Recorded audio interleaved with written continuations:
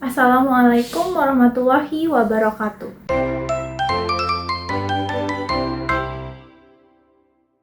Halo teman-teman semua, perkenalkan nama aku Raisya.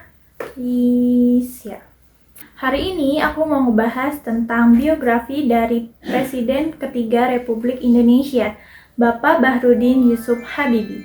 Dilansir dari detik.com dan kompas.com, Bapak Bahrudin Yusuf Habibie atau yang dikenal sebagai Bapak B.J. Habibie lahir di tanggal 25 Juni 1936 di Parepare, Sulawesi Selatan. Lahir dari pasangan Bapak Alwi Abdul Jalil Habibie dan Ibu Raden Ajeng Tuti Marini Puspowardojo sebagai anak keempat dari 8 bersaudara.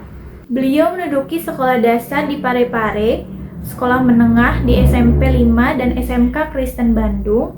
Setelahnya, beliau masuk perguruan tinggi di Institut Teknologi Bandung selama 6 bulan. Beliau lalu pindah ke Ascent University dan belajar selama 10 tahun. Setelah menyelesaikan program S3-nya, beliau mendapatkan gelar Profesor Doctor of Honor Causa, Engineer Doctor of Kending Multimedia. Saat melaksanakan program S3-nya, Bapak Habibie menikahi teman SMA-nya, yakni Ibu Hasri Ainun Basari di tahun 1962. Dilansir dari Fakultas Teknik Universitas Muhammadiyah Jakarta, Bapak Habibie bekerja di NDB Hamburg sebagai Kepala Peneliti dan Pengembangan Pesawat Terbang di tahun 1965 sampai dengan 1969. Di tahun 1969 sampai dengan 1973, beliau menjabat sebagai Kepala Divisi Metode dan Teknologi pada industri pesawat terbang komersial dan militer di NDB.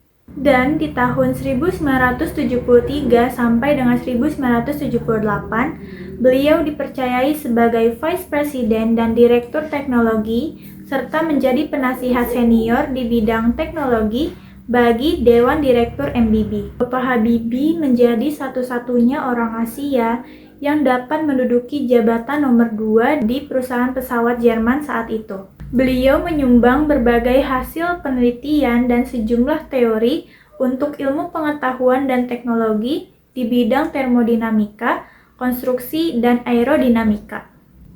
Beberapa rumusan teorinya dikenal dalam dunia pesawat terbang seperti Habibie Factor, Habibie Theorem, dan Habibie Method. Atas rekomendasinya, sekitar 40 insinyur Indonesia dapat bekerja di MBB. Hal ini dilandasi sebagai persiapan skill, pengalaman, dan peningkatan kualitas sumber daya manusia untuk Indonesia. Saat wawancaranya bersama Famela TV, Bapak Habibie bercerita bagaimana cara ia belajar di dalam keterbatasan akses. Karena pada zaman itu, dunia masih belum mengenal teknologi seperti saat ini.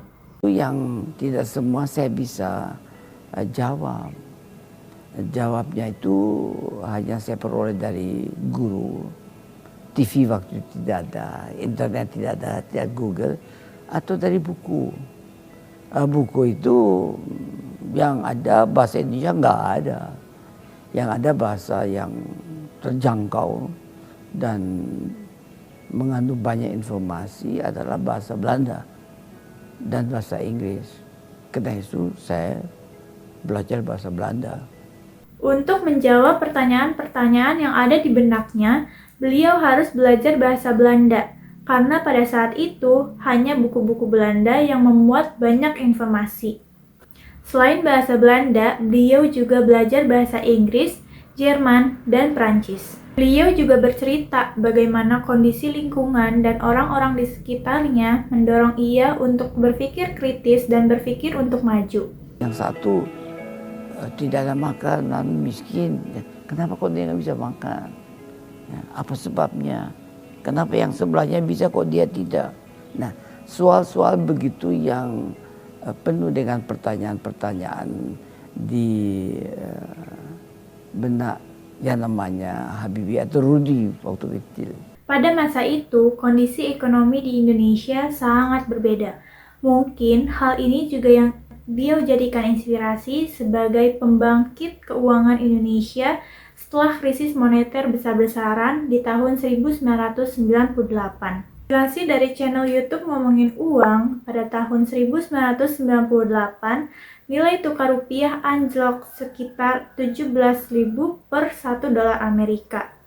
Namun, Bapak Habibie yang saat itu telah dilantik menjadi presiden bisa mengubah nilai tukar rupiah menjadi 7.000 per 1 dolar Amerika dalam waktu yang singkat.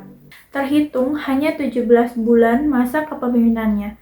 Namun, beliau bisa mengembalikan kepercayaan dunia internasional kepada Indonesia dengan cara memisahkan bank sentral dan pemerintahan. Bapak Habibie menyadari bahwa peran bank negara harus berjalan secara mandiri dan tidak boleh dicampur tangani oleh politik pemerintahan. Karena jika ekonomi masih dicampur tangani oleh politik, maka Indonesia akan dianggap sebagai negara yang otoriter, negara yang pemerintahnya menyetir ekonomi demi kepentingan politik. Hasilnya, untuk pertama kali dalam sejarah, tulisan Bank Indonesia sebagai lembaga independen disahkan di tahun 1999